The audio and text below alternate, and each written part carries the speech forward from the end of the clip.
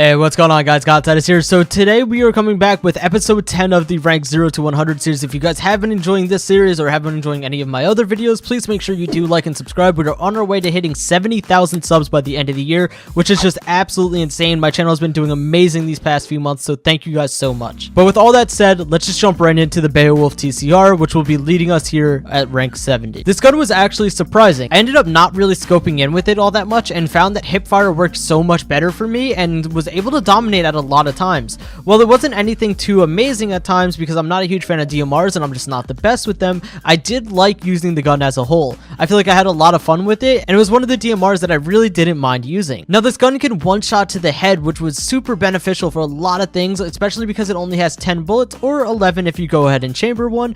I had a lot of fun using it. Hitting those one-tap headshots was really satisfying. The gun has a fire rate of 400 rounds per minute. It can one-shot to the head up to 85 studs, which is a lot further than you'll really think. It'll definitely surprise you when you pop up and you're able to just one-tap someone real quick and keep them moving. It helped out a lot.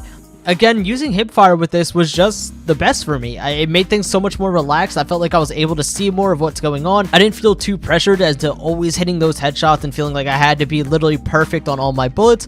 It worked so much better for me, which is why you guys will probably see a lot of hipfiring here and the DMR that I have to use later in this video. As for outside of that one-shot headshot range, it can two-shot anywhere up to 85 studs as well, and then it eventually drops down to a three-shot torso or anywhere on the body at anywhere past that kind of 85 stud range. Nonetheless, this gun was just really enjoyable. Like I've said before, I'm not the biggest fan of DMRs in the world, but I feel like if you're able to use something that can have a one-shot headshot, you definitely want to. It makes you have that just slight bit of advantage that you really need to be really consistent with these guns, and overall just was alright. It's still not my favorite DMR, still would prefer something like the SKS, but as far as like a one-tap headshot DMR goes, this is definitely going to be at the top of my list. This next gun is just, whew. It was a banger, bro. This gun's a banger. The M3A1 was ridiculous. I had probably the most amount of fun using this gun. Actually, no, we also used the Scar, but overall, I think this was the most enjoyable gun out of these 10 ranks that we went through.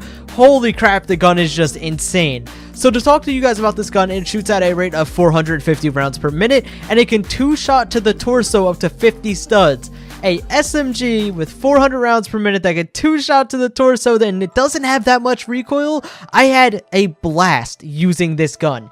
It has everything that you'd really want for that super close range, high damage type of thing. Sure, you'd lose to other guns at times, you know, something like a Vector, something super fast fire rate, but man, I love hip firing for some reason, and as I'm sure you guys can see in these clips again, we are just abusing hip fire as much as we can, but just look at how dominant this gun was. It had such a little recoil that I can just readjust super easily with that hip fire. I didn't have to ever really panic. The gun held down everything I needed it to. Using this on close range maps like Bazaar, Metro, Warehouse, it was just so much fun. I loved it. I would hands down recommend buying this gun at any point of you playing Phantom Forces. You will absolutely love it. It has so much power to it. Two-shot headshots up to maybe like 80, 90 studs, and then also that two-shot torso that not many people are ready for. People who aren't aware with it will hear a slower shooting gun and think that they're alright, but you're just not, bro. You are not safe around this thing. It will mow down your entire team effortlessly. I promise anyone who picks up this gun will absolutely love it. It is just a blessing. That's all it is, bro. Like, I have nothing but positive things to say about this gun. Without a doubt, would use this at any time. I love the gun. I love the way it handles. I love the overall everything about it. Please give this gun a try. Hop into a game with it. Even hop into a private server, test it on a friend or two. Guarantee you will want to get the gun immediately. So two awesome guns back to back. What can be any better? Next we jump into the Scar Hammer. Well, this wasn't the best LMG ever. This has always been hands down my absolute favorite. It has insanely good accuracy, holds a 650 rate of fire, similar to something like the G36. Wonder why I like this so much. And it could also four-shot at all ranges, but it's a little difficult because it does require a torso multiplier at about 180 studs. But let's just talk about this as a whole. The gun, like I mentioned, does have a 650 rate of fire. It has a 50 round drum. The gun unlocks at rank 72, and it does anywhere from a max of 32 damage down to 23, at a range of 110 studs, 32 damage, or at 180 studs, 23 damage. Now, the gun does have a 1.1x multiplier, meaning that if you hit the torso at all ranges, you could still 4-shot with this gun. However, you're not always super likely to do that, so it can usually be a 5-shot, but at 180 studs, that's such a far distance that most of the time you aren't even going to pick those gunfights if you're not confident, so you don't have to worry about it too much. This was the gun that I scored the world record kills with twice, mind you. I did it once with 178 kills, and then I also did it with 210 kills about 2 years ago. This gun is the reason I held world records for the highest kills in one game for over 3 years. I absolutely love it. I always use it. It is always my go-to gun if I'm feeling out of place, if I'm not feeling confident. This gun just brings everything together. Like I said, by no means is it the most powerful LMG, by no means is it the best gun in the game, but it will always do exactly what you need it to, and you can always rely on it at every single range possible. Without a doubt, it's one of the guns that I personally would buy on alt accounts. It's one of the guns that I personally have bought on alt accounts. I've gone out of my way to even spend Robux to get this gun on alt accounts. I love it. I would highly recommend it to literally anyone. Awesome gun. Love it to the end. Following up that beast of an LMG is the AK-74. Shout out to Mr. Tung Jang for always hyping this gun up to me. The gun held up to the standards that he really set for it. This is weirdly similar to the Scar Hammer, actually. It has a 600 rate of fire. It does 34 damage at 70 studs and then 23 at 110. However, this one does not hold a torso multiplier, so it is going to be 5-shot at a range. We only had a little bit of time with this because it is split in half, with one gun being the first half of this level and then the next one being the other half of the XP. I did enjoy it quite a lot. I thought it was really fun to use. It wasn't anything too crazy. It could 3-shot to the torso, so that was actually pretty convenient up to those 70 studs. It was really accurate for an AK. Most AKs you don't expect to be super accurate unless you know it's an AK-12, AK-12U, things like that, but things that look like the AK-47, 74, AKM, things like that usually are not the most accurate, while this one is really accurate.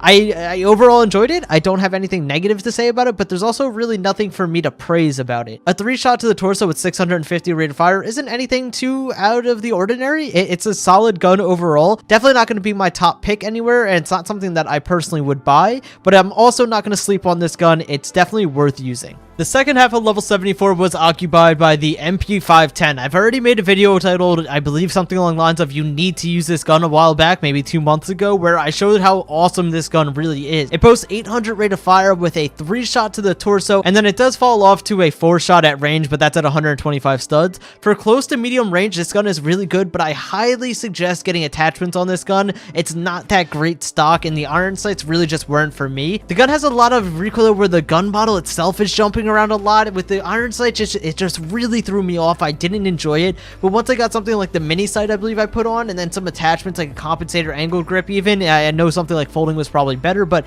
even with the compensator angle grip I was able to unlock, I really love this gun. It's super powerful. I think it's super underrated. I don't think it gets anywhere near as much attention as it deserves. It's a really solid SMG that really just needs a little bit of loving, bro. Get some attachments on this gun, and I promise you will have an awesome time with it.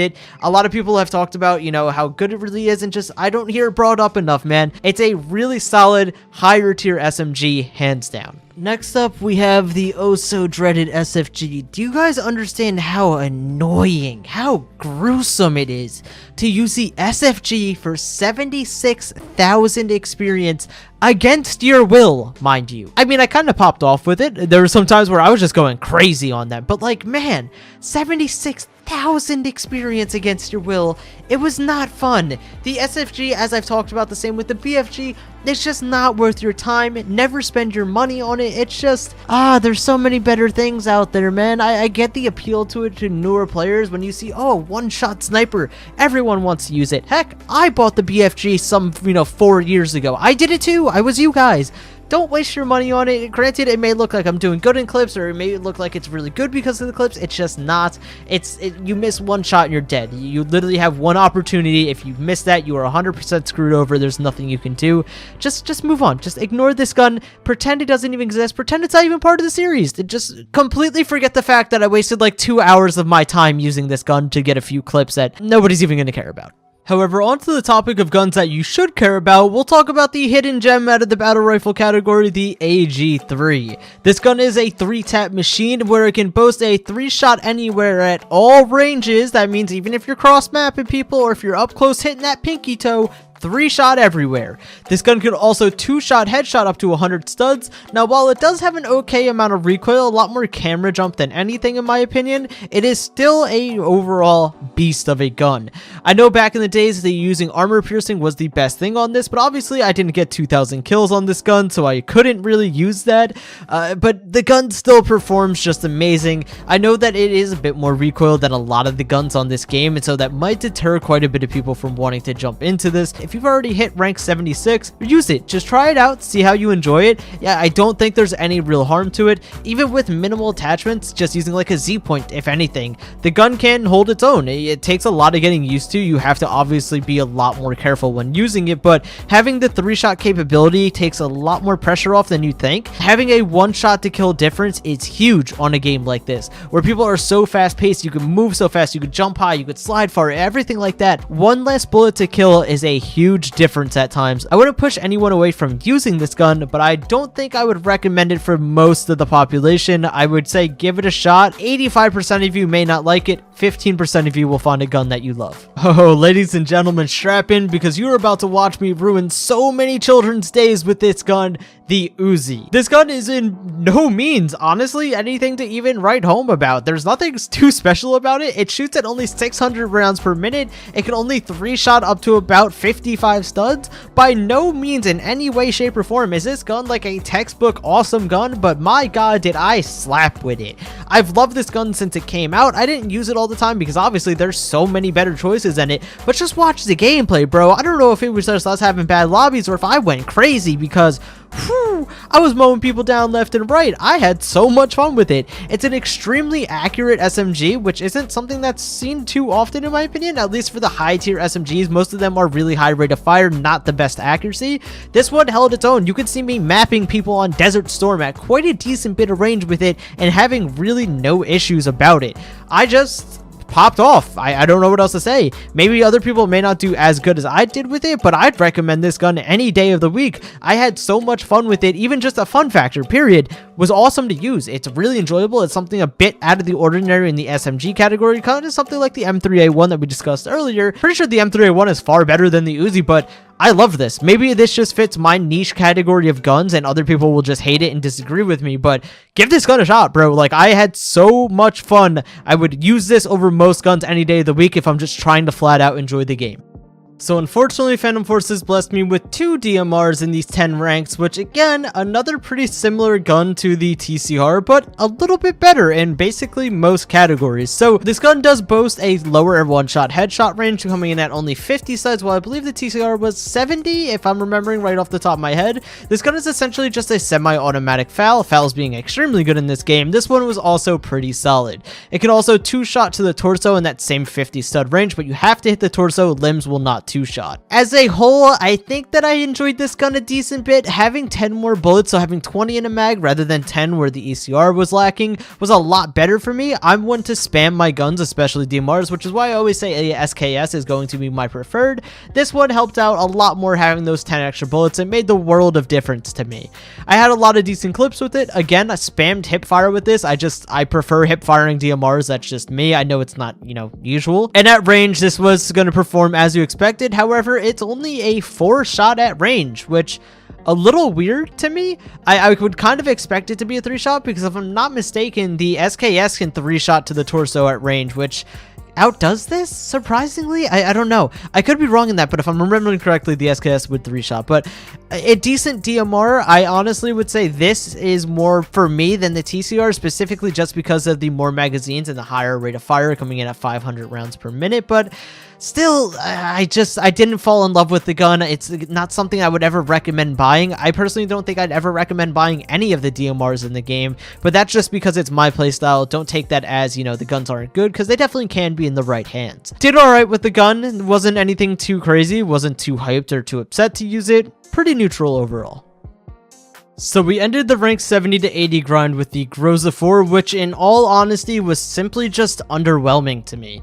The gun had an ability to 3-shot anywhere up to about 40 studs, which you think would be fun and all, but the gun only has 20 bullets.